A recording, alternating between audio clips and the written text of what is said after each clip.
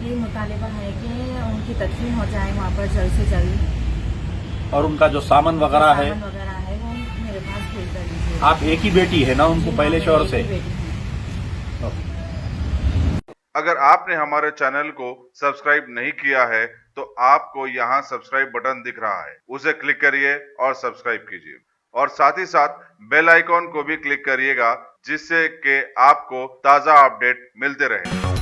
Chief minister के चंद्रशेखर राव ने वज़ीर-ए-आज़म पर जोर दिया कि वो मुल्क में तिब्बी सहूलियात में इजाफे पर तवज्जो दें और कोविड-19 के हालात से सबक हासिल करें। वज़ीर-ए-आज़म से वीडियो कॉन्फ्रेंस के दौरान चीफ मिनिस्टर ने उन्हें रियासत में कोविड-19 की सूरत हाल से वाकिफ करवाया और बताया कि यह बात तय है कि हमारे मुल्क में तिब्बी सहूलतों का फकदान है और कोरोना जैसी वबाई मर्ज से निपटने में हमें काफ़ी मुश्किलात का सामना करना पड़ा है। चीफ मिनिस्टर ने कहा कि मुल्क में ऐसे इंतजाम हो जिससे कि हम कभी भी ऐसी हंगामी सूरत हाल से निपटने के लिए तैयार रहें।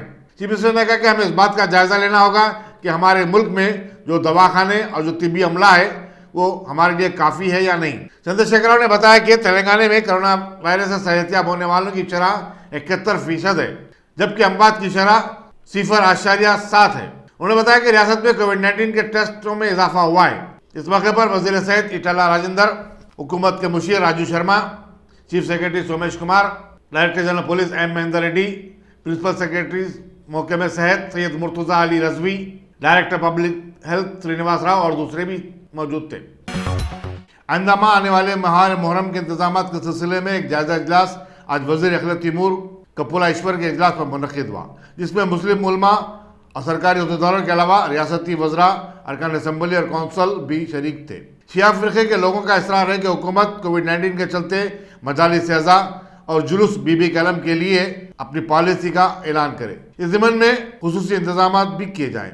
वज़ीर अखिलत तैमूर ईश्वर ने बताया कि तमाम महकमात के सरबराहों का एक और इजलास बहुत जल्द मुनक़िद किया जाएगा, जिसमें पॉलिसी का ऐलान किया जाएगा। आज के इजलास में जो लोग शरीक थे उनमें वज़ीर दाखिला महमूद अली, सदर-नशीन वक्फ बोर्ड मोहम्मद सलीम, मुशीर अखिलत तैमूर ए के खान, रुकन assembly Ahmed Pasha Quadri, MLC Riyazul Hasan Effendi, deputy mayor Baba Fasiuddin, commissioner JSMC Lokesh Kumar, commissioner और डायरेक्टर अखिलत तैमूर शाहनवाज कासिम, जिला collector Shweta Mohanty, commissioner police Sanjay Kumar और दूसरे काबिल जिक्र हैं।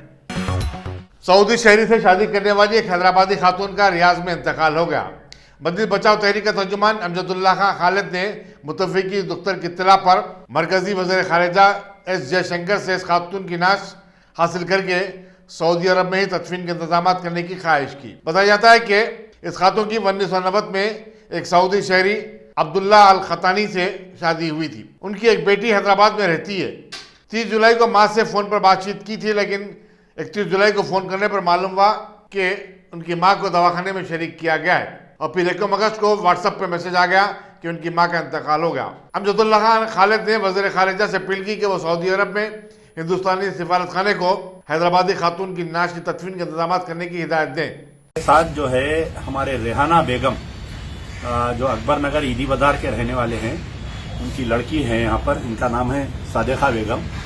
एक्चुअली इनकी वालिदा की जो है पहले शौहर के इंतकाल के बाद में एक अरबी से शादी हुई थी, जिसका नाम सऊदी नेशनल है वो, जिसका नाम है फवाज अब्दुल्ला अल खतानी, जो रियाद में रहता था।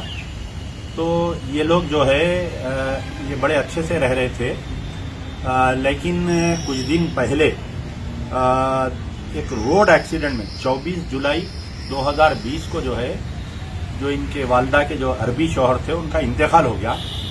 उसके बाद में अचानक जो है 30 जुलाई के दिन जब इन्हों अपनी वालदा को फ़ोन किए तो पहले तो ये मालूम हुआ कि कुछ तबीयत ख़राब है बोल के। उसके बाद में जब सेकंड टाइम 31 जुलाई के दिन जब फ़ोन करे तो नहीं 1 अगस्त के दिन एक व्हाट्सएप मैसेज आया। 31 जुलाई के दिन फ़ोन करे तो ये बोले कि हॉस्पिटल में एडमिट है। फिर 1 जुलाई के दिन एक व्हाट्सएप मैसेज आया कि जो इनके वालदा के जो सऊदी नेशनल शौहर है उनकी पहली बीवी का लड़का फ़ोन करके ये बोला कि तुम्हारी वालदा का इंतकाल हो गया। एक व्हाट्सएप मैसेज आया खाली। अब उनका इंतकाल होने के बाद से आज तकरीबन जो है 10 अगस्त हो गया, 10 दिन हो गया। 10 दिन से जो है कोई भी मालूमात नहीं हो रही कि इनकी बॉडी किधर है।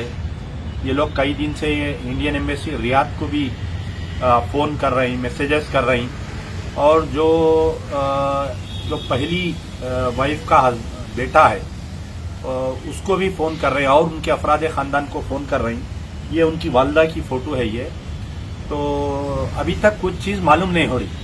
तो कल मेरे पास ये लोग आए तो हम जो है external affair minister doctor Subrahmanyam Jaishankar को हमने एक लेटर लिखा है, और स्टेट के चीफ मिनिस्टर केसीआर साहब को भी हमने लेटर लिखा है।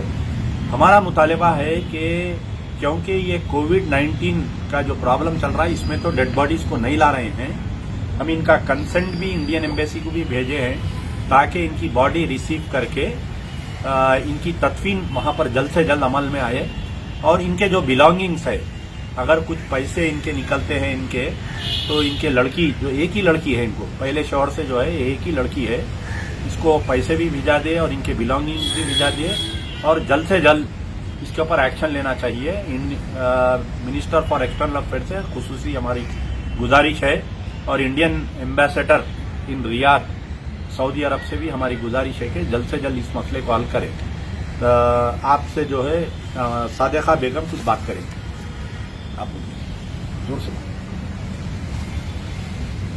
मेरा नाम सादिका बेगम है, मेरी वालदा का नाम रेहाना बेगम है। उनका इंतकाल होगा रियाद में, सऊदी अरब रियाद में इंतकाल होगा उनका। ऐसा खाली इंतकाल होगा बल्कि आपको कैसा मालूम हुआ इंतकाल हुआ बोल के? व्हाट्सएप पे कॉल आया था कि रेहाना बेगम का इंतकाल हो गया बोल के। कौन सी तारीख को आया था? 1 अगस्त को आया था। तो उसके बाद से आपको कोई फिर फोन वगैरह कुछ नहीं आया आपको? आप यहाँ से कॉल करे तो क्या बोले वो लोग?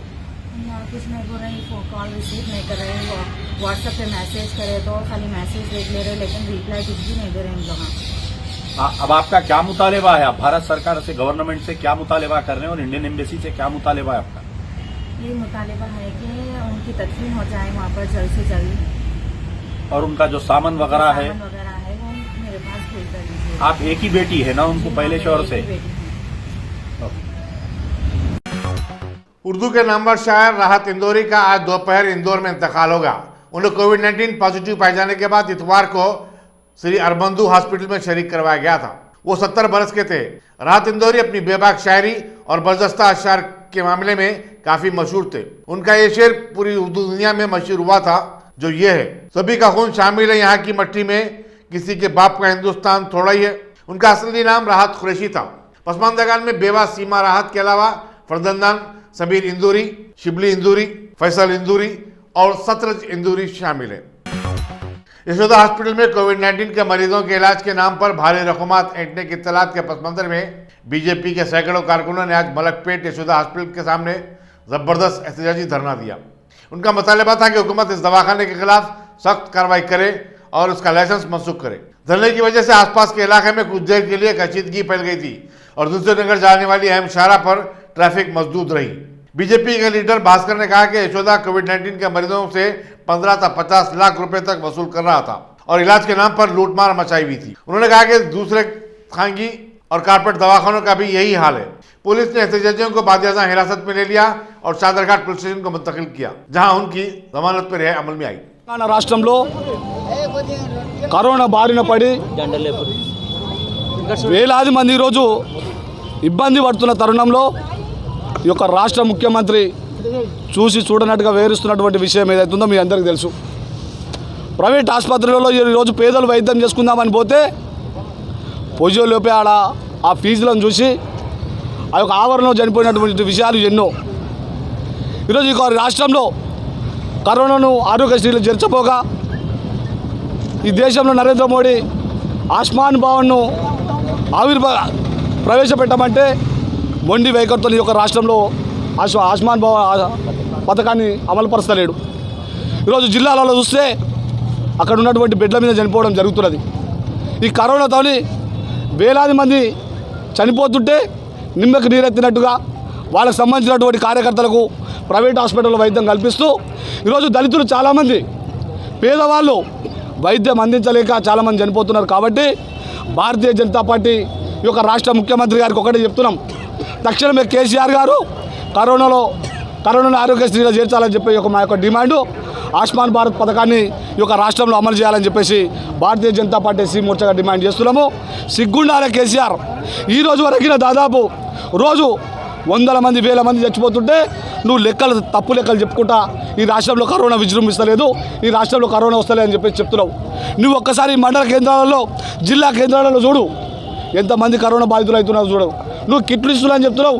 ఈ రోజు వరకు ఐసోలేషన్ ఉన్నటువంటి పేషెంట్లకు ఈ రోజు వరకు కరెక్ట్ సదుపాయాలు పేద దళిత ఎవరైతే ఉన్నారో వాళ్ళందరికీ ప్రైవేట్ హాస్పిటల్లో వైద్యం అందించాలని చెప్పేసి మా యొక్క డిమాండు. ఈరోజు కార్పొరేట్ హాస్పిటల్ ఏవైతున్నాయో వాళ్ళ మీద చర్యలు తీసుకోవాలంటే ఒక 2-3 హాస్పిటల్ మీద చర్యలు తీసుకొని ఆయనకు సంబంధించినటువంటి యశోద అటువంటి హాస్పిటల్ మీద ఈ రోజు వరకు చర్యలు తీసుకోవట్లేదు. ఈరోజు ఉదయం కరీంనగర్ సంబంధించినటువంటి ఒక కరోనా పేషెంట్ ఊరేసుకొని చనిపోవడం జరిగింది ఈ యొక్క హాస్పిటల్లో. కనిపిస్తలేదా? కేసీఆర్ ఈరోజు భారతీయ జనతా పార్టీ అడుగుతున్నది. ఎందుకంటే ఈరోజు మీకు ఇస్తున్నటువంటి హాస్పిటల్లో మీకున్నటువంటి పిఆర్ఓలు ఎవరైతే ఉన్నారో డబ్బులు కట్టనోడు డబ్బులు కట్టనోడు మీరు ఎంక్వైరీ చేసి పేషెంట్ను మీరు చేర్చుకోవడం జరుగుతున్నది. ఒక పేషెంట్కు 15 లక్షలు 20 లక్షలు 25 లక్షలు ఎన్ని లక్షలు వసూలు చేస్తారు? ఇట్లా ఈ రకంగా ఎంతమంది ప్రాణాలు తీసుకుంటారని చెప్పేసి భారతీయ జనతా పార్టీ ఎస్సీ మోర్చా అడుగుతున్నది. రాబోయే రోజుల బిడ్డ నువ్వు పేదలకు నువ్వు వైద్యం అందించకుంటే నీ సంగతి చూస్తామని చెప్పేసి మేము భారతీయ జనతా పార్టీ నుంచి మేము హెచ్చరిక చేస్తున్నాం. నీకు కోట్లాది రూపాయలు दवाखाने उस्मानिया के आउटसोर्सिंग मुलाजिमीन ने आज अपनी तनख्वाहों की अदायगी का मुतालबा करते हुए दवाखाने के बाबू दाखिला पर धरना दिया। उन्होंने बताया कि कोविड-19 के हालात में उन्होंने अपनी जानों को खतरे में डालकर काम किया। इसके बावजूद उन्हें 4 माह से तनख्वाह अदा नहीं की गई। मजीद यह कि उनके काम के बोझ में भी इजाफा कर दिया गया। इन मुलाजिमीन में कॉन्ट्रैक्ट पर काम करने वाली नर्सेस और सफाई कर्मचारी भी शामिल हैं। हम लोग को आउटसोर्सिंग बेसिस पे लिया गया, लेकिन जब से कॉन्ट्रैक्ट शुरू हुआ जब से अभी तक हम लोग को टाइम पे सैलरी नहीं दी। हम लोग यहाँ पर गवर्नमेंट सेक्टर में काम करते हैं और गरीब लोगों की सेवा करते हैं। हम लोग को अगर टाइम पे अगर हम लोग की प्रॉब्लम रहेगी तो उन लोग की सेवा हम लोग कैसा करेंगे? और हम लोग अगर यहाँ पर स्ट्राइक पे आ गए तो उन लोगों का क्या होगा? आप लोग ये बोलिए। और हम लोग यहाँ पर रेगुलर ड्यूटी को आते, आप भी नहीं लेते यहाँ पर। और हम लोग जो है यहाँ पर जो है आउटसोर्सिंग में काम करते हैं, लेकिन एक गवर्नमेंट एम्प्लॉय के बराबरी से नहीं, उससे ज़्यादा काम करते हैं हम लोग यहाँ पर, बहुत वर्क करते हैं हम लोग यहाँ पर। और यहाँ पर 8 घंटे ड्यूटी है, 10-10 घंटे ड्यूटी करते हैं हम लोग, और खाते नहीं टाइम पे, पीते नहीं। रिसेंटली जो है सो कोरोना वायरस आया और गांधी में तो पॉजिटिव दे रहे थे। हमारे पास यहाँ पर सस्पेक्टेड केसेस है, कौन सा पेशेंट कोरोना है हम लोग को मालूम ही नहीं, तो भी हम लोग जो है सो हम लोग की जान बाजी पर लगा कर जो है सो हम लोग यहाँ पर ट्रीटमेंट करें लोग का। हम लोग को अगर प्रॉब्लम रही तो लोगों का क्या होगा? गरीब लोगों का क्या होगा? बोलिए आप लोग। उन्होंने ये बोल रहे हैं कि 10 जुलाई से हम लोग यहाँ पर स्ट्राइक कर रहे हैं।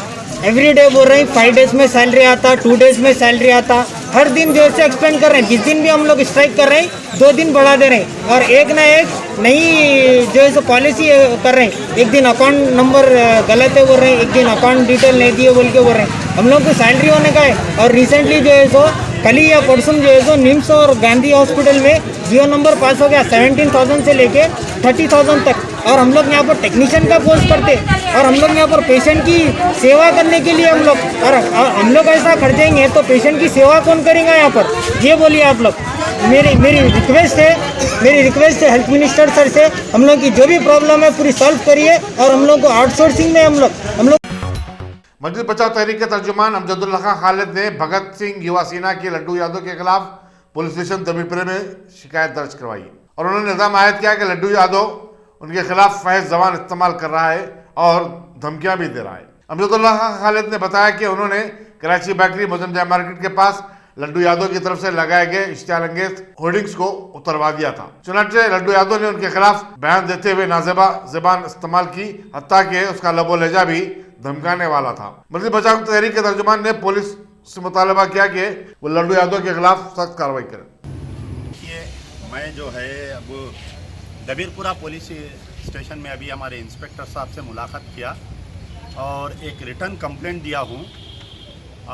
शाहीनाथगंज पुलिस स्टेशन का एक रौडी शीटर जिसका नाम है लड्डू यादव, तो कल जो है एक्चुअली इत्तेफाक ऐसा हुआ कि मैं एक मौजम जाई मार्केट चौरस्ते पे जो बेकरी है उसके बेकरी के ऊपर एक बैनर लगा हुआ था।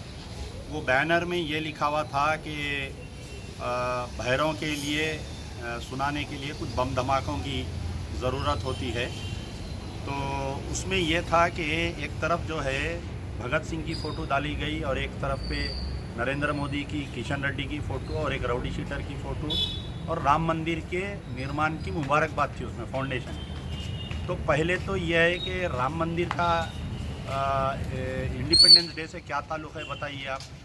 दूसरी चीज़ ये है कि भगत सिंह का राम मंदिर से क्या ताल्लुक़ है बताइए।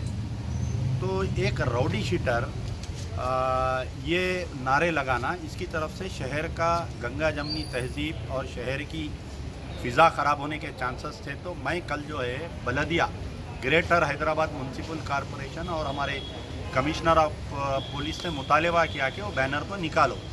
पहले बल्दिया वाले निकालने के लिए आए तो ये राउडी शीटर एतराज़ किया, नहीं निकालने दिया। उसके बाद में जो है पुलिस की मदद से वो बैनर निकाल दिए। वो बैनर निकालने के बाद से कल से मुसलसल ये जो लड्डू यादव राउडी शीटर है, इन्हें जो है मुसलसल अपने फेसबुक पे लाइव आकर मेरा नाम लेकर बदकलामी कर रहा है। उसको मालूम होना चाहिए कि अमजदुल्ला खान कौन है। मैं जो हूँ अमानुल्ला खान का बेटा हूँ और बड़े बड़े सुरमा भोपालियों को जो है जो अपने आप को बुब्बिली राव शहर का शेर बोलते थे, उसको हम यहाँ से भगा दिए। इन्हें आके लूज टॉक कर रहा। मैं नहीं चाह रहा हूँ कि शहर के हालात बिगड़े। 1 मिनट की बात नहीं है कि शहर के हालात को ख़राब करने के लिए, लेकिन मैं नहीं चाह रहा हूँ कि शहर के हालात, मैं कमिश्नर ऑफ पुलिस से मुतालबा करता हूँ कि ये थर्ड क्लास ये राउडी शीटरों को जो है पीडी एक्ट में डाल के आप भेजिए, वरना मोहर्रम और गणेश आने वाला है, हालात ख़राब होने वाले हैं। और किशन रेड्डी जो है यूनियन होम मिनिस्टर की फ़ोटो के साथ एक राउडी शीटर की फ़ोटो लग रही। किशन रेड्डी साहब को भी इसका नोट लेना चाहिए और ऐसे बैनर्स लगाने वालों पे सख्त कार्रवाई करते हुए बीजेपी पार्टी में से इनको निकाल फेंकना चाहिए, वरना शहर के हालात अगर ख़राब होंगे तो इसकी राज जिम्मेदार जो है एडमिनिस्ट्रेशन रहेंगी। शुक्रिया। कोविड-19 से मरने वालों के आखिरी रस्मात में रिश्तेदार और दोस्त अहबाब शिरकत करने से कतरा रहे हैं। ऐसे में रियासती वज़ीर स्पोर्ट्स व एक्साइज श्रीनिवास गौड़ ने हिम्मत का मुजाहरा करते हुए मेहबूबनगर में कोविड-19 से मर जाने वाले एक शख्स की आखिरी रस्मात में शिरकत की। वो कोविड-19 कवायद के मुताबिक पीपीई किट्स जेब तन किए हुए थे।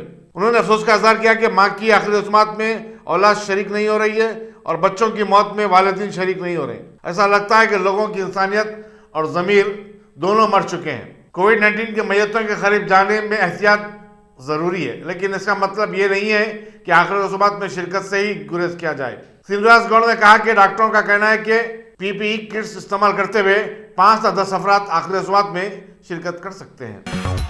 रियासती असम्बली में कांग्रेस के फुल लीडर मल्लू भट्टी विक्रमाका ने कहा कि रियासती हुकूमत तेलंगाना में कोरोना वायरस की सूरत-ए-हाल पर अब तक कोई आला सतही इजलास मुनक्किद नहीं किया, जिसकी वजह से सेहत आमा का इंतजाम ठप होकर रह गया है। दवाखाने एक तरफ बदहाली का शिकार है तो दूसरी तरफ मरीजों की तादाद में मुसलसल इजाफा हो रहा है। मीडिया से बातचीत करते हुए उन्होंने सवाल किया कि आखिर रियासती हुकूमत खानगी दवाखानों को कोविड-19 के इलाज के नाम पर लूटमार की खुली छूट क्यों दे रखी है। आगे चलकर उन्होंने बताया कि उनके एक दोस्त ने अपने बेटे के इलाज पर 21 लाख रुपए खर्च किए, उसके बावजूद 21 दिन बाद उनका लड़का फौत हो गया। उन्होंने कहा कि रियासती हुकूमत सेहत के शोबे पर 100 करोड़ 1000 करोड़ खर्च करने की बात कर रही है, लेकिन अमली तौर पर एक भी रुपया खर्च नहीं किया गया। उन्होंने हर पार्लिमानी हल्के के लिए एक IAS ऑफिसर को मुबस्सिर मुकर करने का मुतालबा किया ताकि कोविड-19 की सूरत-ए-हाल पर नजर रखी जा सके। सरकारी दवाखाने में डॉक्टरों और तिब्बी स्टाफ की किल्लत है, इस पर भी हुकूमत को फौरी तवज्जो देनी चाहिए। कांग्रेस के रुकन असम्बली श्रीधर बाबू ने रियासती हुकूमत से मुतालबा किया कि वो कोविड-19 के इलाज को आरोग्यश्री में शामिल करे या फिर कोविड-19 के नाम से मुफ्त इलाज की नई स्कीम का ऐलान करे। मीडिया से बातचीत करते उन्होंने कहा कि रियासत में जिले की सतह के जो दवाखाने हैं वहाँ वेंटिलेटर्स नहीं है। वेंटिलेटर्स की फराहमी के मामले में अजला को बुरी तरह नजरअंदाज कर दिया गया है। श्रीधर बाबू ने इल्जाम आयद किया कि रियासती हुकूमत सेहत के मामले में अपना बुनियादी फरीजा अदा करने से तक खासिर है। रियासती वज़ीर फाइनेंस श्री हरीश राव ने आज मेदक में सड़कों की तामीर के बशमूल कई तरक्याती कामों का संग बुनियाद रखा और बताया कि हुकूमत ने 170 किलोमीटर 22 शहरों की तामीर के लिए 112 करोड़ रुपए मंजूर किए। उन्होंने रियासती हुकूमत की तरफ से तेलंगाना की तरक्की और किसानों समेत समाज के तमाम तबकात की फलाह बहबूद के लिए शुरू किए गए स्कीमों का खासतौर पर तस्करा किया। उन्होंने बताया कि किसानों को ऋतु बंधु स्कीम के तहत मुआवजा दिया जा रहा है। 24 घंटे बरखी की सरबराही से उन्हें फायदा हो रहा है। फर्टिलाइजर्स और बीज की तकसीम भी की जा रही है और ये सब किसी कारनामे से कम नहीं है। इस मौके पर रुकन असम्बली पद्मा देवेंद्र रेड्डी, जिला परिषद की सदनशीन लुवानिया रेड्डी, ZPTC मेंबर्स और सरकारी उद्योगदार भी मौजूद थे। रियासती उर्दू अकेडमी की तरफ से असर हाजिर में उर्दू जबान और अदब का फरोग, मसाइल और इम्कानात के उन्वान पर एक कौमी वेबिनार 18 अगस्त को सुबह 11:30 बजे तक दोपहर 2 बजे दिन मुनक्किद होगा। सदर उर्दू अकेडमी रहमुद्दीन अंसारी सदारत करेंगे। साबिक सदर शोबे उर्दू यूनिवर्सिटी ऑफ हैदराबाद बेग एहसास और प्रोफेसर महमूद सिद्दीकी रजिस्ट्रार मौलाना आज़ाद यूनिवर्सिटी मेहमान खुसूसी होंगे। इस सेमिनार में उर्दू के नामवर अदीब, मुहक्किकीन और दूसरे हिस्सा लेंगे। मलकपेट के खानगी हॉस्पिटल में कोविड-19 के मरीज ने मुबैना तौर पर खुदकुशी कर ली। पुलिस के मुताबिक करीमनगर का मुतवत्तिन 50 साल शख्स इलाज के लिए 6 अगस्त को दवाखाने में भर्ती हुआ था। कल रात अपने कमरे में पंखे से लटकता हुआ पाया गया। सदरघाट पुलिस ने इस सिलसिले में मुकदमा दर्ज किया है और मसरूफ तहकीकात है। पुलिस को शुबा है कि वो कोविड-19 को लेकर डिप्रेशन का शिकार हो गया था। रियासती वजीर animal husbandry T Srinivas Yadav और वजीर जंगलात इंदिरा किरण रेड्डी ने आज निर्मल के श्री राम सागर प्रोजेक्ट में मछलियां छोड़े। श्रीनिवास यादव ने बताया कि रियासती हुकूमत मछलियों की अफजाइश और मच्छरों की फलाह बहबूद के लिए 85 करोड़ रुपए खर्च कर रही है।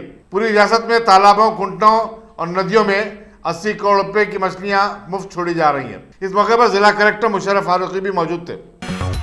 अंबरपेट में 6 नंबर के करीब कोविड-19 के टेस्टिंग लैब के क़याम के खिलाफ मुकामी अवाम ने जबरदस्त बरहमी जाहिर करते हुए उसे किसी और जगह मुंतकिल करने का मुतालबा कर डाला। मुकामी अवाम का कहना है कि लैब सेंटर के 10 फीट के फासले पर कई रिहायशी अपार्टमेंट्स है और टेस्ट करवाने के लिए आने वाले लोग अपार्टमेंट के सामने कतार बांधे हुए खड़े होते हैं, जिसकी वजह से मुकामी लोगों को खतरा लाक है। मजीद ये कि कोविड-19 के कवायद की खिलाफ वर्जी के वाक़यात भी रोनुमा हो रहे हैं। लैब सेंटर के इंतजामिया का दावा है कि उन्होंने हुकूमत से इजाज़त लेकर ही लैब कायम किया है, ताहम वो मौके में सेहत के हुक्काम को अपना इजाज़तनामा बताने से खासिर रहे। वज़ीर animal husbandry T Srinivas Yadav ने बताया कि JHMC हुदूद में 14 अगस्त को मजीद 26 बस्ती दवाखाने खोले जाएंगे। बस्ती दवाखानों की कारकर्दगी से मुतालिक जायजा इजलास के बाद उन्होंने बताया कि फिलवक्त शहर में 197 बस्ती दवाखाने काम कर रहे हैं। हुकूमत ने पूरे शहर में 300 दवाखाने कायम करने का मंसूबा बनाया है ताकि लोगों को उनके महलों में ही सेहत आमा की सहूलत फराहम की जा सके। आज के इजलास में JHMC के कमिश्नर लोकेश कुमार, जिला collector Shweta Mohanty, additional collector Rangareddy, Prateek Jain और डिस्ट्रिक्ट मेडिकल ऑफिसर शरीक थे। श्रीनिवास यादव ने बताया कि इन दवाखानों का डिप्टी स्पीकर पद्मा राव, वजीर दाखिला महमूद अली, वजीर सेहत इटाला राजेंद्र, वजीर municipal administration KT Rama Rao, deputy mayor Baba Fasiuddin के हाथों इफ्तिताह अमल में आएगा। विजयवाड़ा पुलिस ने रमेश हॉस्पिटल के 3 जिम्मेदारों को गफलत और लापरवाही के इल्जाम में गिरफ्तार कर लिया है। इतवार को कोविड-19 के एक मरकज में आग लगने से 10 अफराद हलाक हो गए थे, जिनको गिरफ्तार किया गया। उनमें chief operating officer doctor Kodali Rajagopal Rao, doctor के सुदर्शन और P वेंकटेश शामिल हैं। ज्वाइंट कलेक्टर शिवा शंकर की निगरानी में एक कमेटी आतिश ज़िंदगी की वजूहात का पता चला रही है। यह बताना जरूरी होगा कि रमेश हॉस्पिटल ने सवर्णा पैलेस होटल को कोविड-19 के इलाज के मरकज में तब्दील कर दिया था और यहीं से मरीजों का इलाज किया जा रहा था। अनंतगिरी पुलिस ने राशन की दुकानों को सरबराह किए जाने वाले चावल की स्मगलिंग की कोशिश को नाकाम बना दिया। बताया जाता है कि 20 कुंटल चावल खम्मम से कोडाड़ को मुंतकिल किया जा रहा था। सब इंस्पेक्टर रामन जैया ने ड्राइवर को गिरफ्तार करके चावल को जब्त कर लिया। मुख्तलिफ एयरलाइन से वाबस्ता 200 से ज्यादा पायलट्स ने कल एक्सप्रेस एयर इंडिया के माविन पायलट अखिलेश कुमार को उस वक्त जबरदस्त खराज अकीदत पेश किया जब उनकी नाश कोझिकोड से दिल्ली लाई गई। 32 साल अखिलेश कुमार की नाश को दिल्ली से उत्तर प्रदेश के शहर मथुरा ले जाएगा, जहां उनकी आखिरी रस्मात अदा कर दी गई। दूसरी तरफ पायलट 58 साल दीपक वसंत साठे की नाश बम्बई ले जाई गई। जुमे को हुए हादसे में इन दोनों पायलटों समेत 16 मुसाफिरीन उस वक्त हलाक हो गए थे जब दुबई से आने वाला एक्सप्रेस एयर इंडिया का तैयारा लैंडिंग के दौरान फिसल गया और फिर 35 फीट गहरे खड्ड में गिर पड़ा। इस तैयारे में जुमला 191 मुसाफिरीन सवार थे। इनमें से 147 को मुख्तलिफ दवाखानों में शरीक करवाया गया है। चीफ मिनिस्टर से चुपते हुए सवालात करने वाले सहाफियों पर साइबर हमले किए जा रहे हैं और Kerala union of working journalist की शिकायत पर रियासती पुलिस तहकीकात का आगाज कर चुकी है। DGP ने बताया कि हाईटेक इंक्वायरी सेल और साइबर डूम पुलिस को जांच की हिदायत दे दी गई है। अपोजिशन लीडर रमेश चिंतला ने सबसे पहले यह मसला उठाते हुए चीफ मिनिस्टर के प्रेस सेक्रेटरी मनोज पर जर्नलिस्टों को धमकाने का इल्जाम आयद किया। वज़ीर-ए-आज़म नरेंद्र मोदी ने आज 10 रियासतों के चीफ मिनिस्टरों से तबादला ख्याल किया और कहा कि अगर इन रियासतों में इस मर्ज को हरा दिया गया तो फिर समझो मुल्क कोविड-19 के खतरे से बाहर निकल आया है और कामयाब हुआ है। वज़ीर-ए-आज़म ने इस बात पर इत्मीनान का इज़हार किया कि मुल्क में कोरोना का असर कम हो रहा है और दूसरे ममालिक के मुकाबले में अमवात भी बहुत कम हुई हैं। इस वीडियो कॉन्फ्रेंसिंग में जिन रियासतों के चीफ मिनिस्टरों ने हिस्सा लिया उनमें आंध्र प्रदेश, कर्नाटक, तमिलनाडु, मगरबी बंगाल, महाराष्ट्र, पंजाब, बिहार, गुजरात, तेलंगाना और उत्तर प्रदेश शामिल हैं। कोविड-19 के 53,601 नए केसेस सामने आने के बाद मुल्क में मरीजों की तादाद अब 22,68,676 हो गई है, जबकि 24 घंटों के दौरान 871 नई अमवात हुई हैं। इस तरह इस मर्ज से अब तक जुमला 45,257 अफराद मर चुके हैं। मरकजी वज़ारत सेहत ने बताया कि 10 अगस्त को पूरे मुल्क में 6,58,290 कोविड-19 टेस्ट किए गए। पूरी दुनिया में जारी कोविड-19 के कहर के सबब इस मर्ज से मुतासर होने वालों की तादाद 2 करोड़ तक जा पहुंची है, जबकि 7,34,000 अफराद फौत हो गए हैं। अमरीकी जानलाब यूनिवर्सिटी के मुताबिक अमरीका हनुस सबसे ज्यादा मुतासरा मुल्क है, जहां मरीजों की तादाद 50,79,000 और मरने वालों की तादाद 1,63,000 हो गई है। Top selection computers. अगर आप टेक्नोलॉजी के दौर में रहते हुए टेक्नोलॉजी से दूर हैं तो सोचिए मत, आइए एक बार खिदमत का मौका दीजिए। हमारे यहाँ branded computers Dell, HP, Lenovo, laptop accessories उम्दा क्वालिटी निहायती वाजबी दाम पर दस्तयाब है। स्कूल, कॉलेज, कॉर्पोरेट, ऑफिस वगैरह में बल्क क्वांटिटी में सप्लाई की जाती है। इसके साथ साथ हमारे यहाँ माहिर टेक्नीशियंस की निगरानी में रिपेयर की सहूलत भी मौजूद है। अगर आप अपने घर, दुकान, सोसाइटी, स्कूल वगैरह को सेफ और क्राइम फ्री बनाना चाहते हो तो इंस्टॉल कीजिए CCTV कैमरा जो HD क्लियरिटी के साथ दस्तयाब है। गुज़िश्ता 10 साल से मुल्क भर में अपनी इन तमाम खिदमात को जारी रखते हुए आपके एतमाद को बरकरार रखने वाला नाम top selection computers, Vijaynagar colony beside Riyan hotel Hyderabad. Director Syed Rashid Ali. Phone 9849715954। Top selection.